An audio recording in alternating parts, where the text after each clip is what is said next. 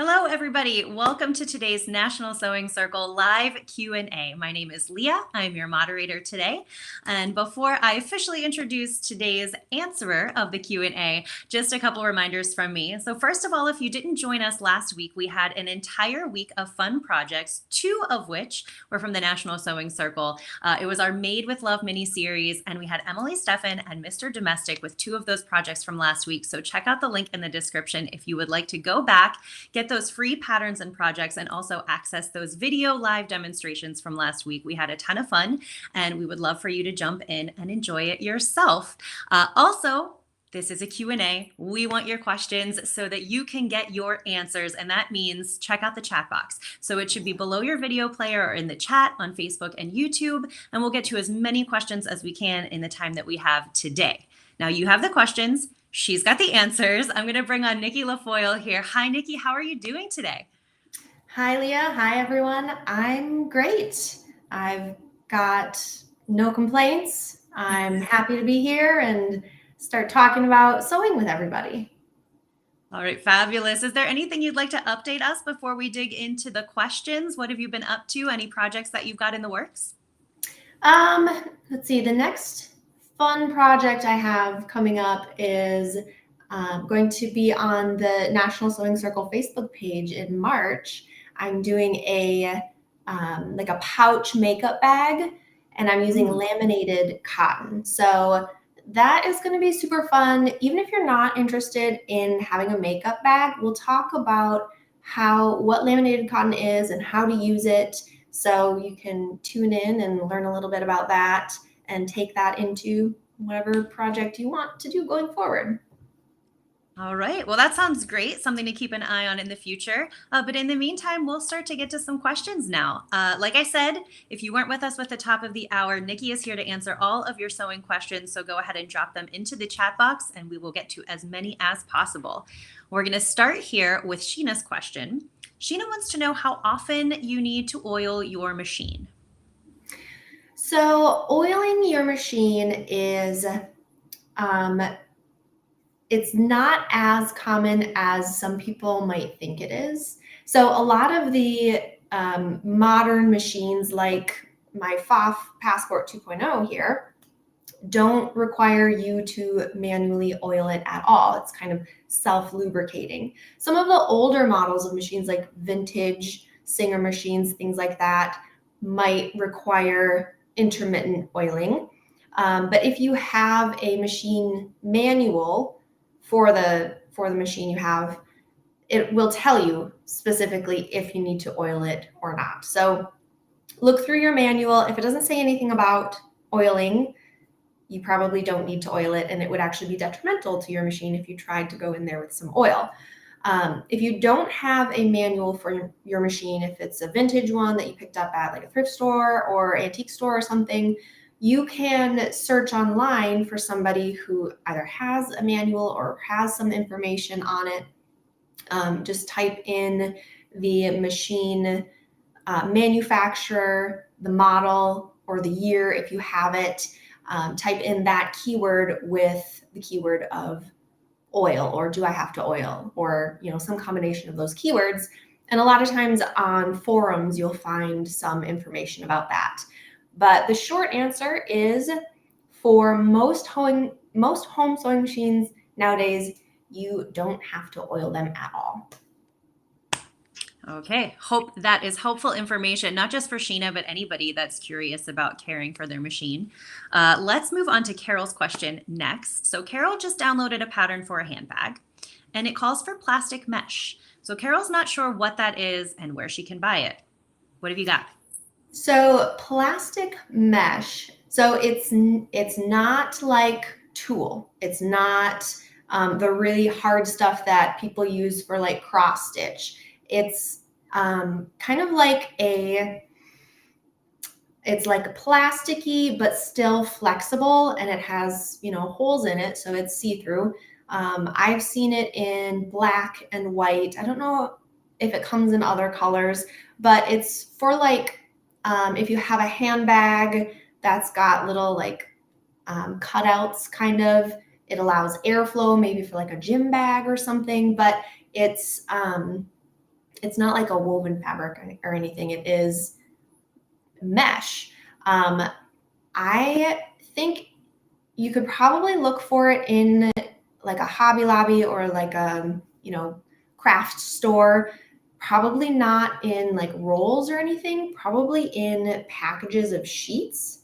Or you can try to find it online. I just did a quick Google search of plastic mesh for sewing, and I found some resources for buying it and for sewing with it. So there is a website called wonderfuldiy.com, and you can search mesh sewing products, and they have some pictures, some really good pictures of what it is and some different things that it is used for. So I would say online is probably the best place to get a good variety of products to choose from, since it's not probably a super typical thing that some smaller fabric and craft stores might have in stock. The internet is a wide and wonderful and often overwhelming place, but it has, all of the sewing supplies out there that you could want. So you can find those things online.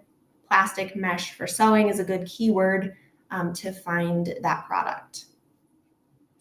Okay, Connie's got a good question here about storage. So, what is the best way to store fabric for extended periods of time? This is a really good question, Connie, and I get this a lot because we want to protect our fabric stash. We have put a lot of time and effort and resources into collecting our fabric, like dragons, collecting gold in our hoard. So we want to make sure that our fabric stays protected from sunlight. So there's no fading. We don't want it to get musty. We don't want to weaken the fibers. So I'm going to talk about that. I'm also going to talk about storing thread too, because that kind of dovetails nicely into that. So for storing fabric, you definitely want to store it somewhere that is not too humid. So no watery basements, no, hot, humid attics. I store mine in totes in a dark closet because you also want to keep it away from direct sunlight.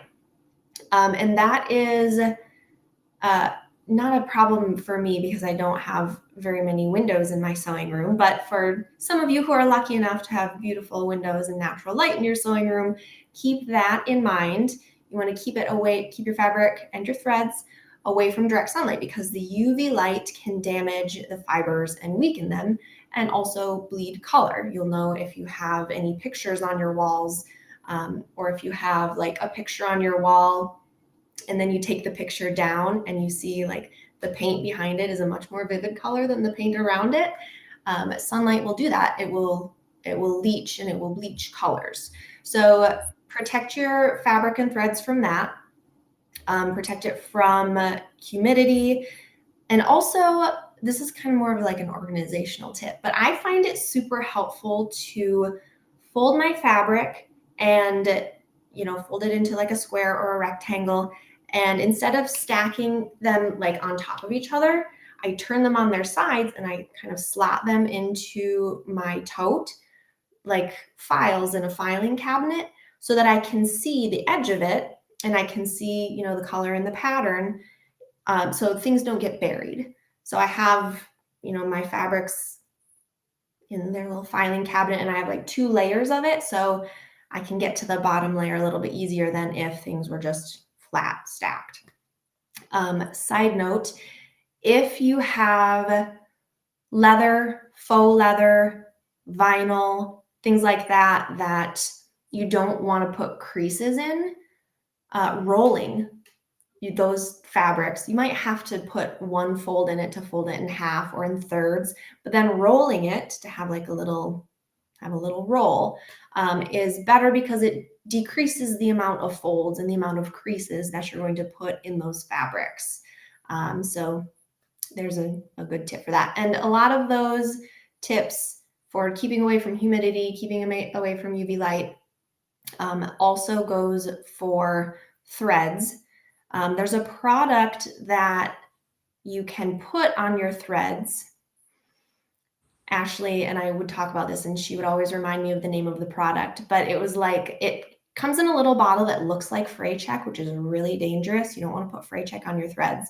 But it's like a little like oil, kind of like a thread conditioner that you can put a line on your spool of thread if it is starting to get weak, if it wasn't properly stored, and it can kind of help condition that that thread to make it so that it won't, fray and snap so easily if it was improperly stored.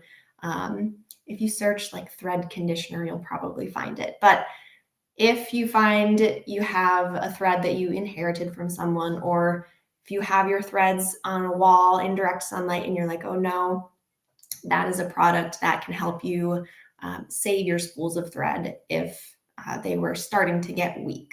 So something to look into. All right. We've got Kim with our next question. Kim is new to the sewing world, has mainly started with valances, and has started a quilt. So Kim wants to know, what is the purpose of a serger, and does she need one? Well, welcome, Kim, to the wonderful world of sewing. It's a great place to be. A serger is very helpful for some people who like to sew fast. A serger sews a lot faster than a sewing machine. A serger also finishes your raw edges and sews all in one. So if that would be helpful to you in your sewing, a serger can be very helpful. It also has a knife attached that trims off excess seam allowance, so you get a really nice edge with a really nice finish over it.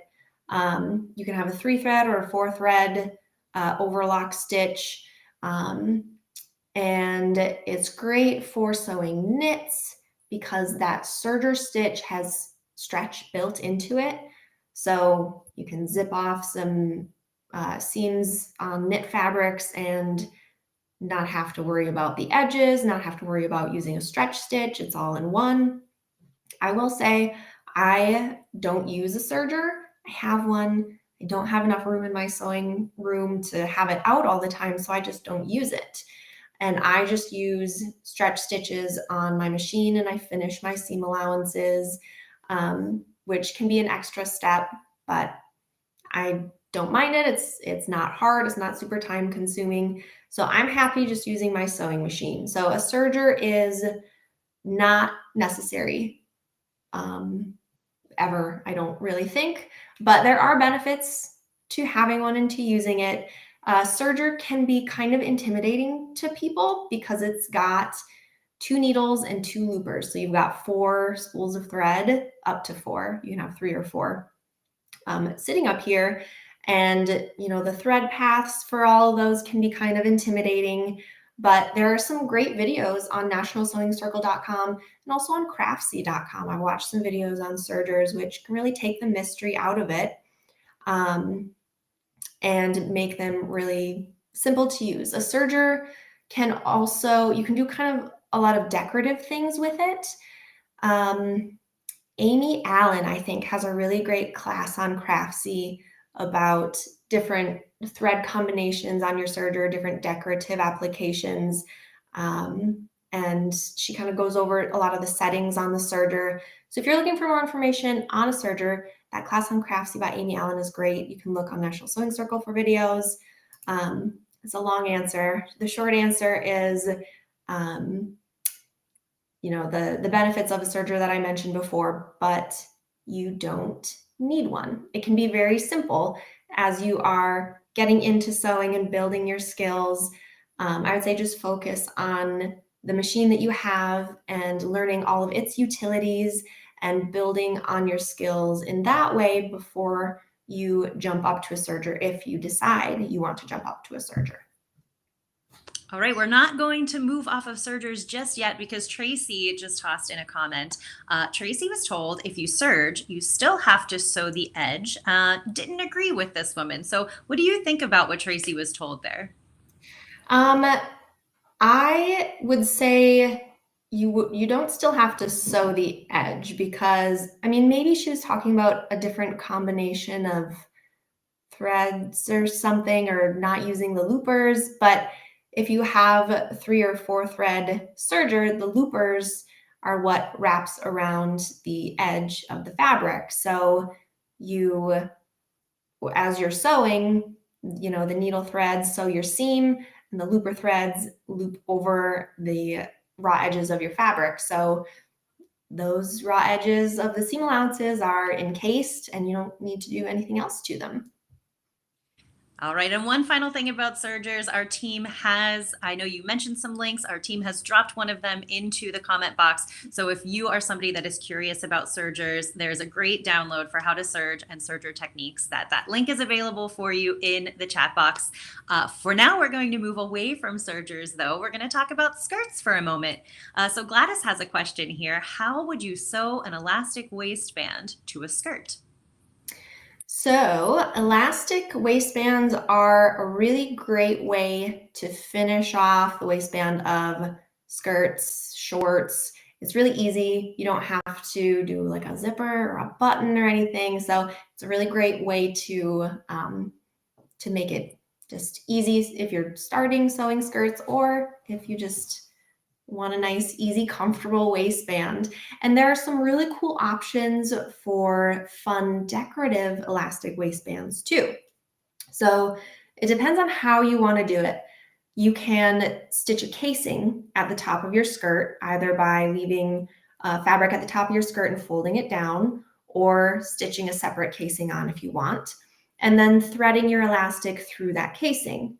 You can add some exposed elastic and just stitch that elastic right to the raw edge at the top of your skirt and have an exposed elastic waistband. And they make some really fun, like glittery elastic for a waistband, different colors, different prints on the elastic. So you can have some really cool, fun, like design details built in just from the elastic that you choose. There is a thing called fold over elastic, which is really great for finishing edges, and also can be a way to make a waistband of your skirt. They're generally thinner, and as the name implies, you fold it over the edge. Whenever you are stitching elastic directly to fabric, if you're using like a cotton fabric that doesn't stretch, like a woven fabric, you want to stretch the elastic so that it matches the circumference of your woven fabric, and use a stretch stitch, zigzag stitch, triple stretch stitch, something like that, that has stretch built into the seam. So that when you release the elastic, it will, snap back to its resting length, and that woven fabric will gather up with it, so that then when you go to put the skirt on and pull it over the wider parts of your body, the elastic will stretch and that seam will stretch with it, and you have enough woven fabric to go over the larger parts of your body before they snap back to your actual waistband size. I actually have a video on National Sewing Circle on how to insert elastic into a waistband. If you're a member of National Sewing Circle, I think it might be called intermediate sewing techniques or something of that sort. So there's a whole bunch of different techniques in the video, but I have a section on inserting elastic like 3 or 4 different ways. So the casing elastic waistband type is super easy too. And like I mentioned, you can fold down the upper edge of your skirt, shorts, whatever. So you have a little tunnel, and you want to stitch that so you have a little opening at the back to thread your elastic through.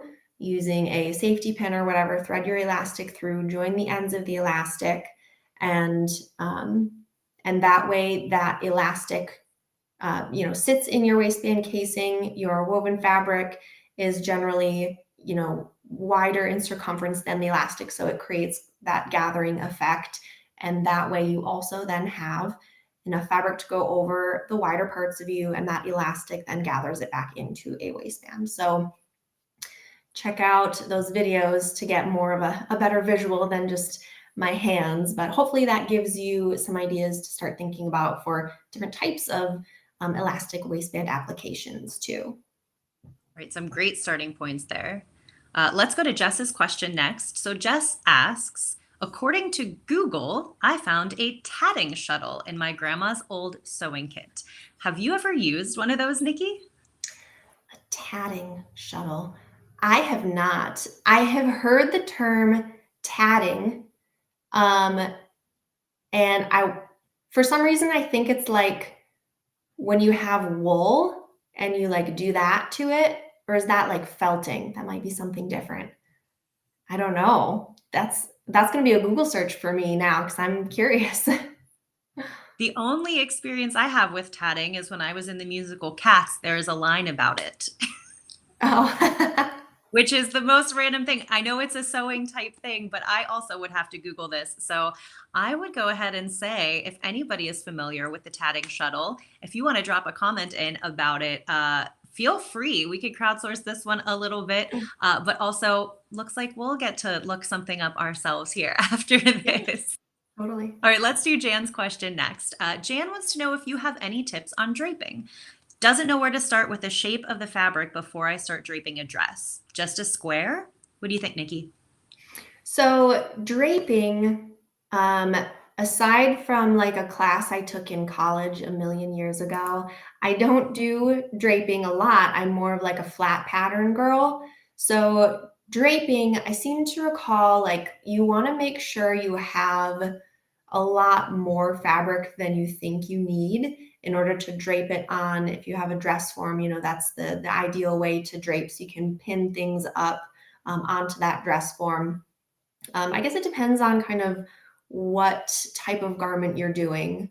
But yeah, like a larger square or rectangle than you kind of think you need, because as you're draping it up and folding and pinning, you want to make sure you have enough around the edges for what you want to do and for, your design to kind of have enough room to breathe and grow too, if you want it to. So sorry, I can't be more specific on that, but good luck, and would be super interested to see your creation as you're doing it or when it's finished.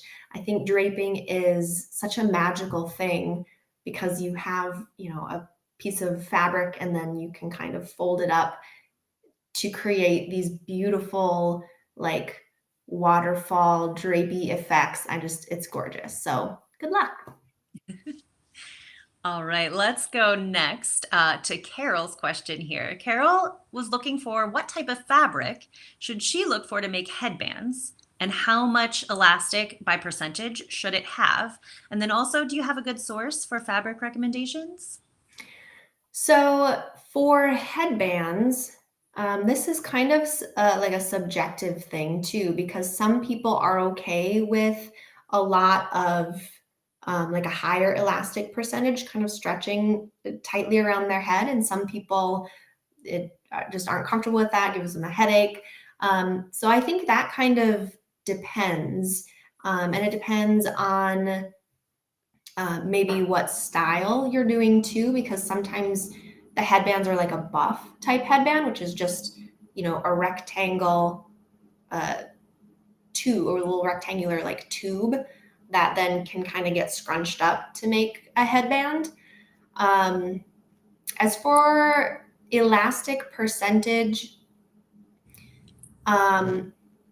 probably you want to go kind of like 50% or higher, I would say, because you want it to be able to stretch and you want it to have enough snapback to actually hold your hair. And I have a lot of hair, so I would definitely need a higher stretch percentage to make it, strong enough, have it strong enough of a hold around my head to actually hold my massive hair back. So that I would kind of guess 50% or higher, 75% maybe, but that's kind of a guess from me. So it might be a little bit of a trial and error thing.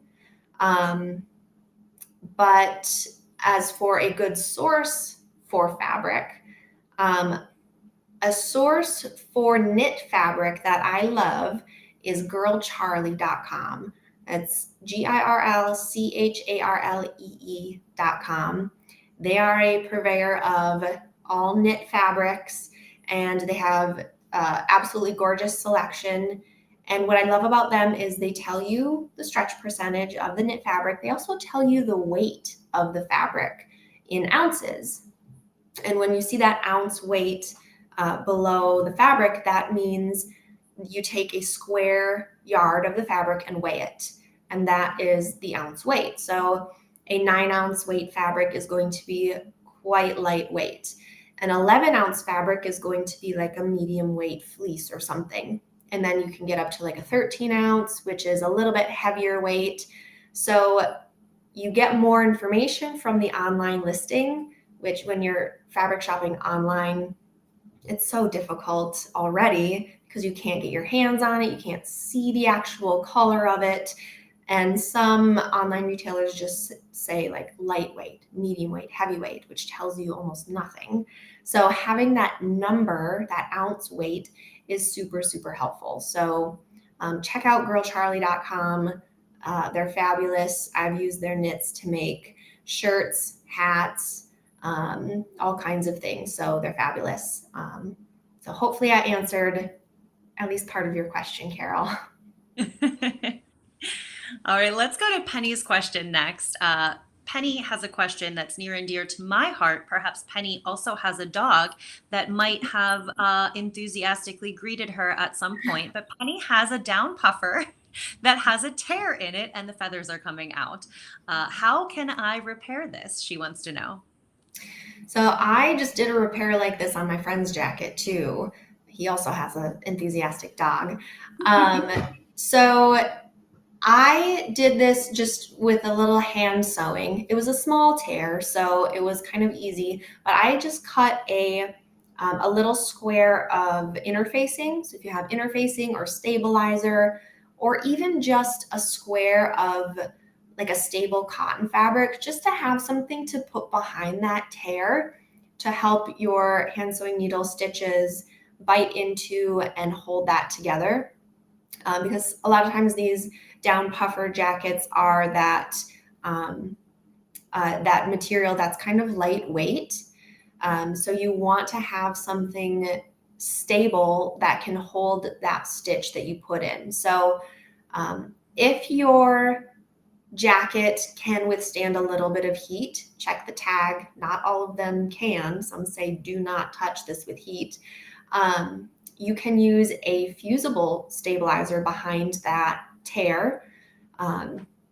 Just slide that little piece of stabilizer behind the tear, make sure the edges meet, and put a little bit of heat on it to fuse that, and that's going to help hold that tear together as well. I would still recommend doing a little hand stitching over that, over the tear. Make sure your stitches are good and close together, almost like a satin stitch, to really strengthen that stitch and hold the edges together and keep that tear together. But even if you can't use the fusible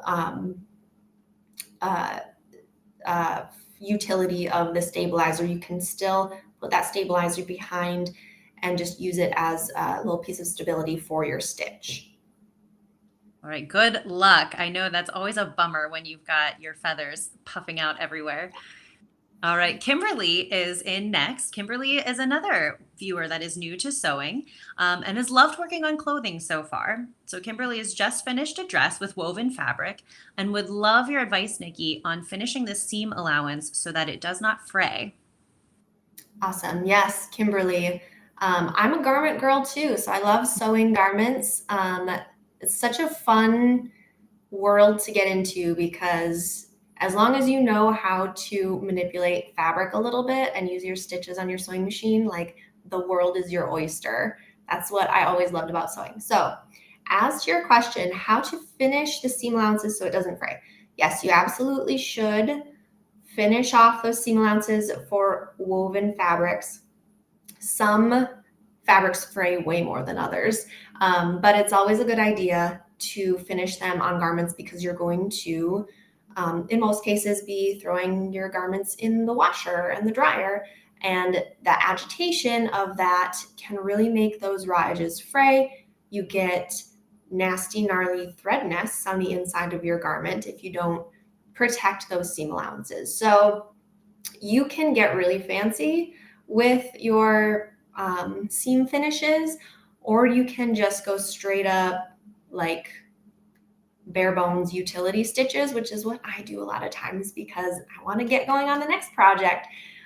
So a lot of times I will stitch and pink my seam allowances, which means I will throw a line of stitches in my seam allowance about 1/4 inch from the raw edge, and then I will take my pinking shears and pink the edges up to that line of stitching. So the pinking shears help prevent fraying because it cuts your fabric on an angle, and that's not going to fray as much as a straight edge. And then the line of straight stitches also helps lock in those threads of your fabric so that they don't fray. So you can do this independently, so each edge of your seam allowance, or you can do it together so you have one less line of stitching to do. It all depends on your preference, depends on what type of garment it is and how many seams it's crossing. You can do a zigzag stitch over the edge of your seam allowance raw edges. That's another easy one to do. Throw a zigzag stitch on your machine, and you want to have the right swing of that needle swing just over the raw edge of that seam allowance. And that kind of encases those raw edges to keep the threads from coming out. There are other overcast stitches that you can use. Any stitch that goes left to right, you can use to encase your raw edges. If you're doing like a blazer or a jacket or something where if you open your arms, you will see some of the seam allowances on the inside, you can do a fun seam finish like using binding to finish your seam allowances. Using binding in a contrasting color is really fun because then you get like it's like a design detail almost on the inside. And for handmade garments, especially something like a wool blazer that you're going to be spending a lot of time and energy and resources on, it's just a fun way of taking it to the next level, giving it that like couture finish. So that is also an option to bind those seam allowances. But yeah, normally I just do my straight stitch and then pink the edges, and that's all you really need to do to stop that fraying. All right, we're going to take a brief pause from questions. We've got some input about that tatting shuttle. So Okay. Marsha, Maureen, and Tracy all pointed out that this is a lace technique. So tatting shuttle is used to make lace. Maureen points out if you're envisioning something, think about the white doilies that people put on tables under table lamps. That would be a great example of something that would be made using a tatting shuttle. And Marsha points out that the shuttle helps you manipulate the thread into kind of a knot. So that's how you would make lace with that. Neat. Okay. So as usual, our viewers come through with some fun facts about something that came up earlier. So thank you so much for dropping those into the comment box. We appreciate it. Let's go on to Luna's question. Luna wants to know if you have any tips for pattern paper. Luna has a really nice pattern book, wants to keep the originals intact, and has been using Christmas tissue paper to trace. But Nicki, do you have any other solutions she could try? Yes, I do. So I love, I'm going to try to find the link right now because I ordered some pattern paper on Amazon, and it is see-through enough that I can just lay it down over top of patterns and trace, which is fantastic because before I was using just like craft paper, like brown craft paper. I bought the brown because it was cheaper, but it was not see-through, and the functionality was just not there. So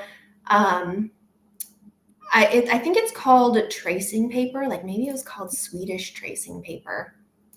Sorry, I'm going to try to find it right now. But if you go on Amazon, there are a lot of different papers that come on rolls, and you can buy different like widths. And I like to buy like a wide-ish width so that I can do full length like pants and dresses and not have to tape pieces together. I'm gonna look it up. But I do think it's called Swedish tracing paper. But oh no, it's called Canson Foundation Series Tracing Paper Roll. And I got 36-inch width and a 10-yard roll. And I absolutely love it. So getting something that is see-through, like you said, you were using tissue paper, which is a good idea because it is kind of see-through, it's flexible. But this tracing paper that I have, it's also stiff enough that it holds its shape well, it stays nice and flat, but it is very see-through too. And it holds up well to pinning onto things too, which is great for when I want to cut stuff out. I pin it onto my fabric. So you can check that out on Amazon. I highly recommend it. I do not recommend anything that is not see-through. I do not recommend using newspaper because I've done that before and newspaper gets brittle and disintegrates, so don't do that. But this tracing paper that I mentioned has been holding up really well to everything that I've done to it. And after I make my patterns on it, I store them by rolling them up into like little scrolls and put a rubber band around it. And that works really well for storing your patterns too after you trace them off. All right, for Lynn's question next, I do believe Nicki can also see these. There's a lot of details in Lynn's question, so I'm going to have you look while I read. Lynn has a Brother SQ9185 and was sewing with a universal 9014 needle, all fleece, for 7 donation throws. On the 7th, noticed some split stitches and then changed the needle to universal, then stretch. Still happened. As you look at that, Nicki, do you have any tips, any ideas of what might have been going wrong? Help Lynn out just a little bit.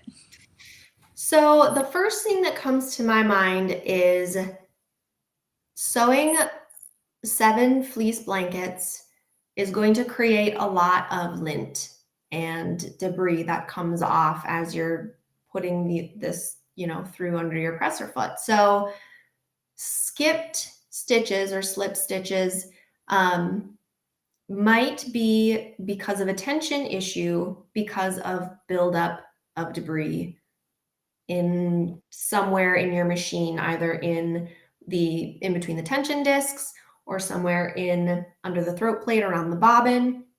So I would say try to clean everything out. So open up your tension discs to the lowest tension setting. So your tension discs are as wide open as they can be.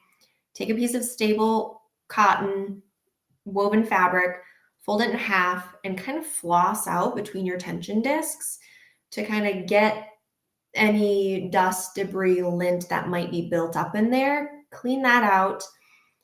Take off your throat plate.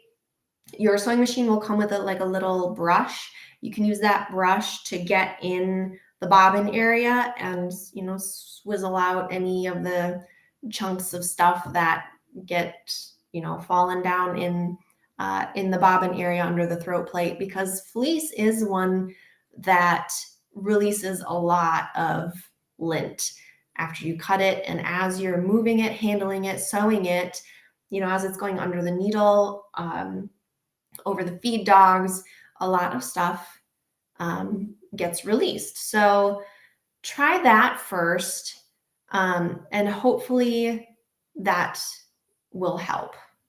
That's where my mind goes first. All right. I'm going to jump in here with a quick reminder. We're not quite at the end of our time, but we are getting close enough that I want to make sure if you're holding onto a question, you go ahead and drop it into the chat box so that we can get to it today if we have time. We do have a few more that are already in there, but if you're hanging on to something, now's a great time to drop it into the chat box so that Nicki can get to it.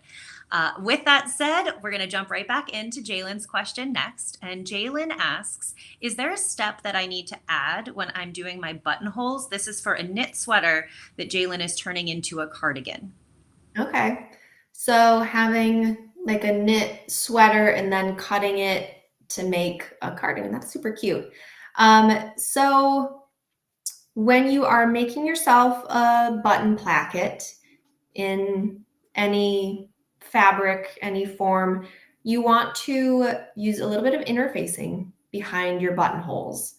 And that is because the buttonholes are they're a huge stress point on the garment.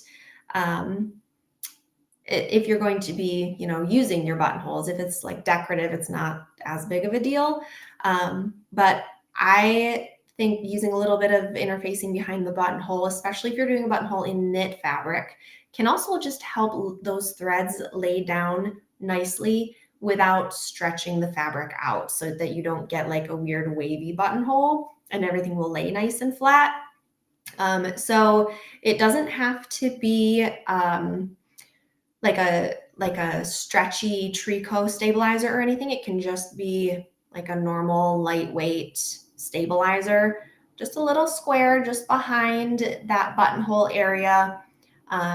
Like I said, so that your fabric doesn't stretch out as you're laying down, because the buttonhole stitches are kind of tight satin stitches. So you want to stabilize that fabric so nothing gets stretched out. But I've never done that to turn a sweater into a cardigan, but I imagine you just you can either fold that raw cut edge under, or you could take another piece of fabric to make your button placket out of and stitch it to the raw edge, so that if you just cut that sweater and folded those edges under, unless your sweater was a little bit big for you already, then you can still like pull them together to overlap for that button placket. But otherwise, you're kind of taking that center front line and bringing it away from itself. So adding a little strip of fabric, cutting a rectangle to sew to each edge and then folding it over to create a button placket, that would sort of keep the shape of the sweater and keep that sort of center front line at the center front. So 2 cents there for possibilities for that. Okay, let's go to Presence next. Presence is asking, how do you find the grain line on knit fabrics? So on knit fabrics, if you look really, really closely, you'll be able to see the ribs of the knit. And if it is a really lightweight, like slinky jersey knit, it can be kind of hard to see. You got to get really close to it. Use a magnifying glass if you need to, but you can see the ribs of the knit. And you can try to follow one of those ribs and, draw a line, or use your scissors to cut along one of those ribs to find the exact right straight grain line. If you jump over like 1 or 2 ribs, it's not a huge deal, especially if it's a really, like I said, a really slinky knit with a very fine rib in it. But yeah, just do your best. You can, or use like a fabric marker and a ruler to try and follow that one of those ribs to find that straight grain along the length of the fabric.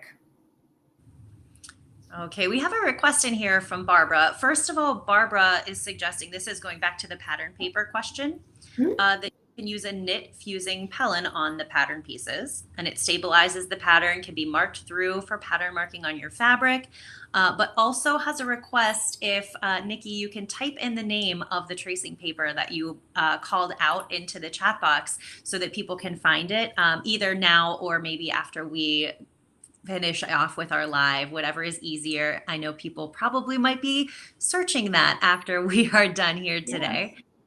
It looks like Nikki's doing that right now. Yeah, you can see my eyes going far away. Yes. Perfect. I will get that link for you. And I like your tip too, Barbara, about using the knit fusing pellon. That's a great idea. And also I have seen people use just like stabilizer as pattern paper too. So if you can get like a coupon or a good deal on stabilizer, that's great for tracing patterns off onto. It's flexible enough, you can pin through it a billion times and it doesn't make, it doesn't hold the holes in it as much as paper does. So that is a great option as well. All right, and we're going to go back again with our next one. So this is Lynn again, struggling with the lint and the fabric for the donation blankets. So Lynn did clean out the lint pretty often. Somebody else recommended a 100 needle and it was awful. Slipped stitches almost 100% of the time. So Lynn is putting out a little bit of a plea. If anybody else has any suggestions, she would love them in the comments, but also wants to add that she's doing a lot of kids and baby donation throws and hoping not to have to sew all of them with her new serger. So, but she will resort to that if she has to. Someone suggested that she sew zigzag with longer stitches. Nikki, with any of that additional information, did you want to add on to some of your thoughts from earlier? So let's see. So you did try to clean it out. That's good. I would say maybe try. I like to use tissue paper in times of distress a lot, and it helps me a lot. And if you're doing fleece, maybe the loft of the fabric is, for whatever reason, giving you issues.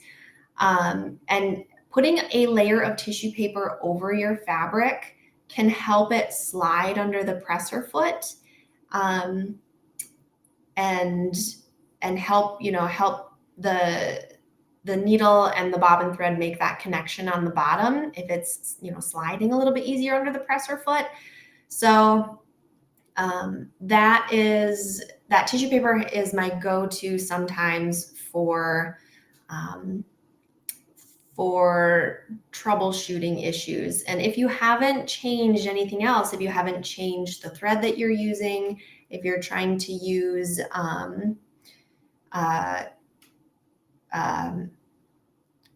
so if you're using the same kind of needle as you normally use, I don't know if you like dropped a bobbin case or something. Sometimes with those bobbin cases that you put your bobbin in and then drop it in, sometimes those have just very fine pieces. If you throw the timing off on your machine, that needle thread just has a hard time making a connection with that bobbin thread. So yeah, I don't know, tissue paper perhaps. Maybe just try tweaking tweaking your tension here and there to hopefully find the right combination of things to get a good stitch formation. So I'm sorry I can't be more specific, but hopefully one of those things will help. Well, we'll continue on this subject of donated fabric for our last question today. And Lynn just wants to know if there's a good way to figure out what type of fabric you're working with. She's using a lot of donated fabric, so is pretty unsure of what it might be. Yeah, so to figure out like the fiber content of a fabric, there are a couple different tests that you can do. So there's a test this is the first one that's coming to my mind. This might not be the first one that you want to try. the burn test you can do.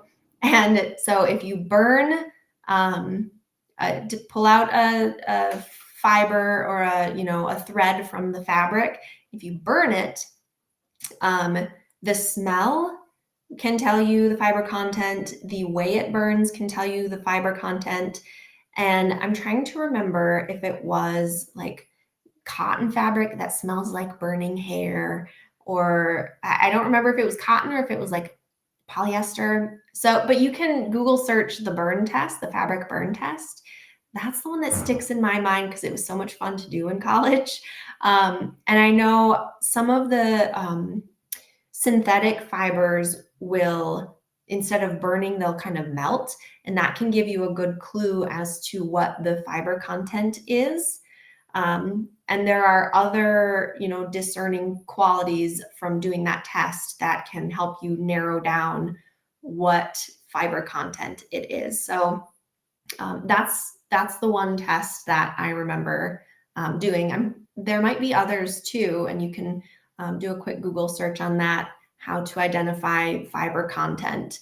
And sometimes it's hard, and you're not going to be able to narrow down like the percentage of cotton and the percentage of polyester in that fabric, but you can kind of get a general idea of the fibers that make up that fabric. All right. Well, with that, we've reached the end of our questions and the end of our time today. So I always like to finish these question and answers by letting Nicki here remind us where we can find you in the future, and anything that you have coming up that you want to remind us about so that we can make sure to catch it. And then I will have my final thoughts before we sign off. So Nicki, first you. Let's see. You can find me. I'm on Instagram. I don't post a whole bunch on there, but I have a blog that is meetthegofamily.blogspot.com. And if I'm ever doing anything interesting, I post on it there. If I posted a lot when we were able to travel a lot, I haven't done a whole lot of that recently, but hoping to in the near future. You can keep apprised of what I'm doing there, and there are other ways to contact me on that website as well. But I'm on the National Sewing Circle Facebook page a lot with videos, Facebook Live videos, so you can check in with me there and see what I'm doing, and come back for more Q&As each month. I always love chatting with people who share my passion for sewing, so it's a great way to connect with the sewing community. All right. Thank you so much for all of your answers, Nicki. We love this as well. Like Nicki said, we always have more of these. So if you have a question between now and the next one, save it. There's going to be another one. Nicki will be back to answer more of your questions. Just a quick reminder from me, especially if you weren't here at the top of the hour today. Last week, we had a mini series Made with Love, little Valentine's Day theme mini series full of crafts, 2 of which were through National Sewing Circle, little designs that they shared with you. So Emily Steffen did a woven, it was a bookmark, but we discussed during the project that could be turned into many items. And Mr. Domestic did a lovely heart pattern for 2 pillows that they paired together. So there's no wasted material, really fun projects, both of them. And then, of course, they were accompanied by an entire week full of projects. So go ahead and click the link in the description if you want to get in on any of those free patterns, see the videos, and then work your way through it. Share those with us. Share any of your sewing projects with us as well on social media. And until our next Q&A, on behalf of our entire team, my name is Leah. Thank you for joining us today, and we hope to see you soon. Take care.